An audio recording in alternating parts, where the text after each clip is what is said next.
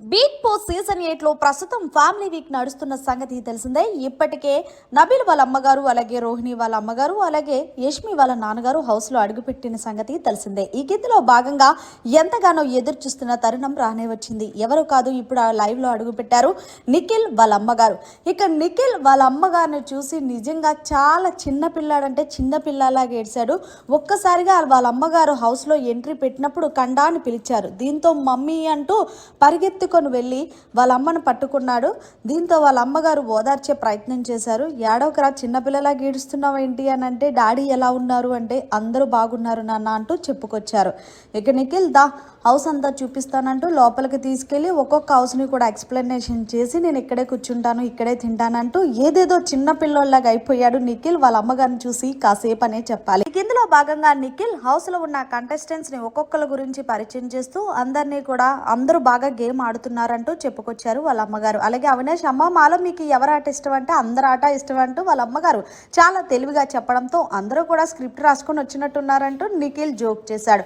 ఇక తర్వాత అరే కాసేపు అమ్మతో మాట్లాడుతానరా అంటే, ఇల్లు మాట్లాడండి అంటూ మొత్తానికి వాళ్ళ అమ్మగారిని తన బెడ్ దగ్గర కూర్చోబెట్టి వాళ్ళమ్మ ఒళ్ళో పడుకొని నిఖిల్ చాలా ఎమోషనల్ అయ్యాడు. అమ్మ నేను గేమ్ ఎలా ఆడుతున్నాను అంటే చాలా బాగా ఆడుతున్నానన్న.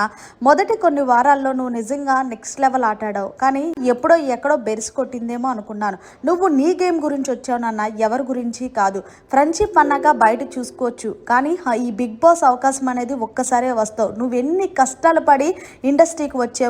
అంతేకాకుండా నువ్వు ఇండస్ట్రీకి వచ్చినప్పుడు నువ్వే అన్నావు నాకెవ్వరూ సపోర్ట్ లేరని.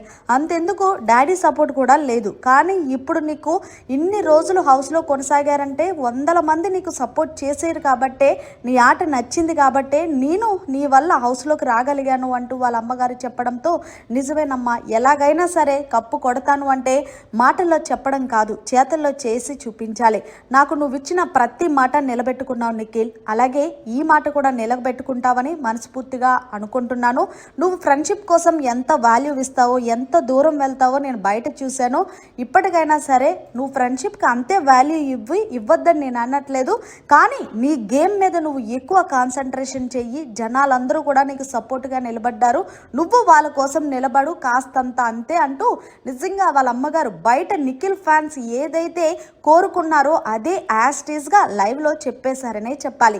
దీంతో నిఖిల్ అన్నాడు, అమ్మ ఇప్పుడు నేను నీకు మాట ఇస్తున్నాను, ఈ సీజన్ విన్నర్ నేనే అవుతాను అంటే నువ్వు విన్నర్ అయినా కాకపోయినా పర్వాలేదు, కానీ ట్రై చెయ్యి. ఎవరు విన్నర్ అయినా హ్యాపీనే నాన్న, కానీ నా కొడుకు విన్నర్ అవుతే ఆనందం వేరు కదా అంటూ వాళ్ళ అమ్మగారు నిజంగా చాలా మంచిగా మాట్లాడి బిగ్ బాస్ హౌస్ నుంచి వాళ్ళ అమ్మగారితో డ్యాన్స్ చేసి చివరిగా హౌస్ నుంచి సాగనంపారనే చెప్పాలి. మరి మొత్తానికి నిఖిల్ వాళ్ళ అమ్మగారు మాట్లాడిన మాటలు ఎలా అనిపించాయి, ఈ ఎపిసోడ్ కోసం ఎంతమంది వెయిట్ చేస్తున్నారనేది కమెంట్ సెక్షన్లో తెలియచేయండి.